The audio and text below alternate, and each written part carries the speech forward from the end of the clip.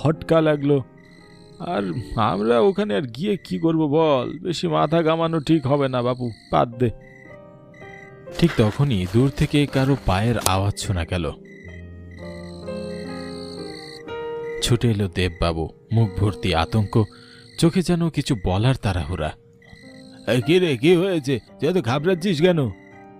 দাদু, সন্ধ্যা হয়ে গেল, আমার ছোট ভাই বিজুকে কোথাও পাওয়া যাচ্ছে না গো। কি বলছিস? বিচুকে পাওয়া যাচ্ছে না? এক মুহূর্তের জন্য যেন সব স্তব্ধ হয়ে গেল। চারিদিকে ছড়িয়ে পড়ল এক অজানা দুঃখের সুর। সবার মুখে একটাই প্রশ্ন, কোথায় গেল বিজু? সে মুহূর্তে বিপুল কাকা বলল, তোমরা সময় নষ্ট করো না, ভালো করে আর একবার সবাই মিলে খুঁজো ডেকে নি। হ্যাঁ, একদম ঠিক কথা বলেছে বিপুল কাকা, আমরা সবাই মিলে খুঁজে দেখি, চলো ঠিক পেয়ে যাব। তাদের চোখে তখন ভয় আর